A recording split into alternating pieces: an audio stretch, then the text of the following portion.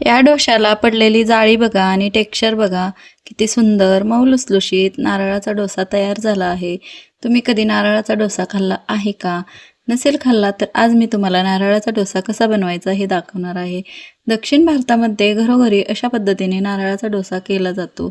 तो कसा करायचा याची अचूक पद्धत मी तुम्हाला सांगणार आहे. टेक्स्चरवरून आणि जाळीवरून तुम्हाला समजलंच असेल की किती मस्त मऊ लुसलुशीत हा डोसा तयार झाला आहे. हा डोसा तयार करण्यासाठी आपण अजिबात कुठेही इनो सोड्याचा वापर केलेला नाही आहे, तरी देखील हा इतका मस्त डोसा तयार होतो.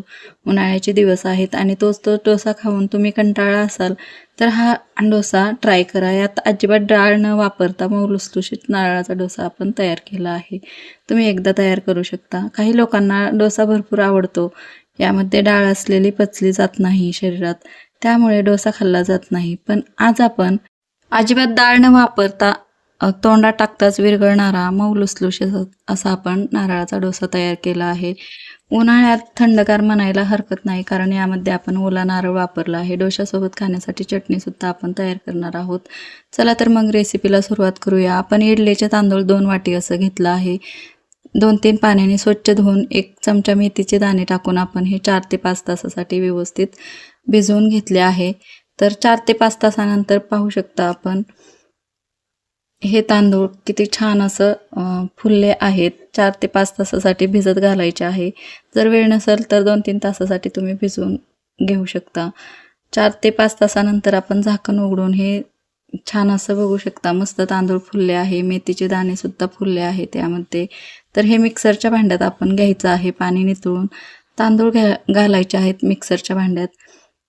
आणि त्या अगोदर आपण इथं एक काम करूया. जाड पोहे 1 वाटी असं ज्या वाटीने तांदूळ घेतलं होतं त्याच वाटीने आपण हे जाडे पोहे भिजायला घातले आहेत. तांदूळ भरडूपर्यंत आपण हे छान असं भिजतेत पोहे. तोपर्यंत तांदूळ थोडंसं पाणी टाकून मिक्सरच्या भांड्यामध्ये छान वाटून घ्यायचं आहे आपल्याला. मस्त गुळगुळीत अशी ही पेस्ट तयार झाली आहे. बाउलमध्ये काढून घेऊया. आपण तांदळाची पेस्ट बनवून घेतली आहे.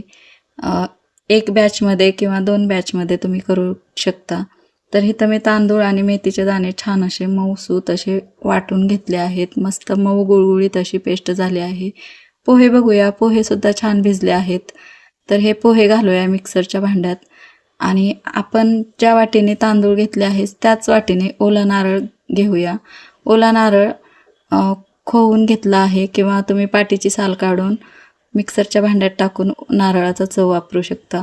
तर 1 वाटी असं नारळाचं चव वापरलं आहे. छान असं थोडीशी मऊ अशी पेस्ट बनवून घेतली आहे. याचीसुद्धा मस्त गुळगुळीत पाहू शकता. ह्याच बाउलमध्ये आपण एकदा असं काढून घेऊया. तर हे छान असं काढून घेतलं आहे. हे मिश्रण छान असं मिक्स करून घेऊया. मिक्स करायचे एकाच दिशेने आपण एक पळी घेऊन छान असं ह्याला फिरवून घेऊया, कारण यात हवा भरली जाते आणि आपण रात्रभरसाठी ह्याला फर्मनंट करायला ठेवणार आहोत. मेथीच्या बिया टाकल्यामुळे हे मिश्रण छान असं फर्मनंट होतं. उन्हाळ्याचे दिवस आहेत, ओला नारळ वापरला आहे, थंडगार असा आपला हा नाश्ता तयार होणार आहे. तर हे छान असं रात्रभरसाठी मी फर्मनंट व्हायला ठेवलं होतं. तर दुसऱ्या दिवशी सकाळी पाहूया किती छान फर्मनंट झाला आहे. ओला नारळ वापरला आहे, तांदूळ वापरला आहे, जाडे पोहे वापरले आहेत. आपण छान असा मऊ लुसलुशीत हा आपला नाश्ता तयार होणार आहे. तर हे छान मिक्स करून घेऊया आपण. तर आता ह्या डोशासोबत खाण्यासाठी आपल्याला चटणी बनवायची आहे, हिरवी चटणी. त्यासाठी आपल्याला हे मिश्रण साईडला ठेवायचं आहे. आणि ओला नारळ घेतला आहे 1 वाटी असा. लसूण पाकळ्या 5 ते 6 घेतल्या आहेत. हिरव्या मिरच्या 3 ते 4 घेतल्या आहेत. कढीपत्ता, कोथिंबीर घेतली आहे.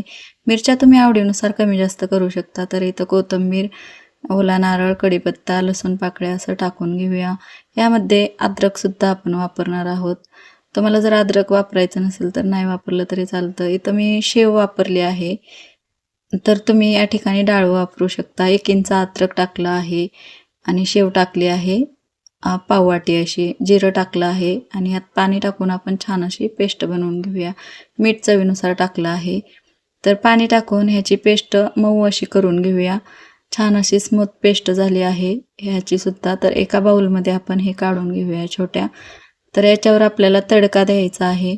ही चटणी खूप चवदार होते. ह्या पद्धतीने बनवली आहे. मी शेव टाकली आहे. जर तुम्हाला डाळवं टाकायचं असेल टाकू शकता किंवा भाजलेले शेंगदाणे टाकू शकता.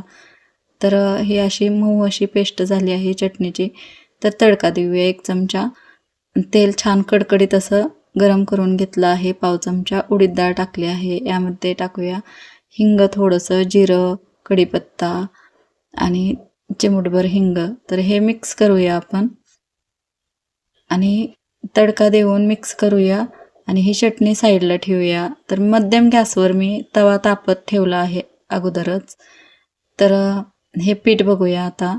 ह्यात मीठ चवीनुसार टाकलं आहे. पण तुम्हाला जर हे पीठ निम्मं ठेवायचं असेल किंवा उद्या परवा करायचं असेल तर तुम्ही करू शकता फ्रीजमध्ये डब्यात पीठ ठेवून, किंवा ह्याची तुम्ही घावणंसुद्धा बनवू शकता जास्त पाणी टाकून. नीरडोसा करू शकता जास्त पाणी ओतून. तर इथं 1 ते 1.5 पळी असं मिश्रण टाकलं आहे. छान असं फिरवून घ्यायचं, पसरवून घ्यायचं आणि ह्याला खूप छान जाळी अशी पडते. तर हे 1 मिनिटासाठी आपल्याला मंद आचेवर वाफवून घ्यायचा आहे डोसा. तर पाहू शकता ह्या पद्धतीने 1 मिनिटानंतर किती छान अशी जाळी पडली आहे आणि लुसलुशीत मऊ मस्त असा आपला हा डोसा तयार झाला आहे. अशाच पद्धतीने आपण बाकीचे सुद्धा डोसे तयार करणार आहोत. तर इथं तुम्ही तांदूळ वापरताना फक्त जाडे तांदूळ वापरा. खूप छान होतात हे डोसे. त्याच पद्धतीने आपण मध्यम गॅसवर तवा गरम करून घेतला आहे आणि हा डोसा टाकून घेतला आहे. गॅसची आच आपण लहान केली आहे आणि 1 मिनिटासाठी आपण हे वाफवून घेत आहोत. डोसा खूप छान मऊ लुसलुशीत जाळीदार होतो. तर यासाठी फक्त तेलसुद्धा वापरायचं नाही, फक्त आपल्याला वाफवून घ्यायचं आहे. दुसऱ्या बाजूने शेकून नाही घ्यायचं. जरी घेतले तरी चालतात, पण हे डोसे मऊ लुसलुशीत आणि वाफवून निघल्यामुळं खूप छान होतात. असे एकदम मऊ लुसलुशीत होतात.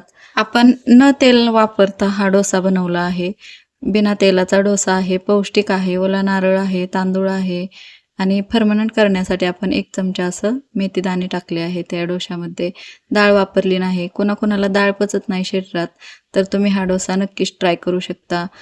रेसिपी आवडली तर व्हिडिओला लाईक करा, शेअर करा आणि चॅनलला सबस्क्राईब करायला विसरू नका. भेटू पुन्हा अशाच नवीन रेसिपीसोबत. तोपर्यंत धन्यवाद.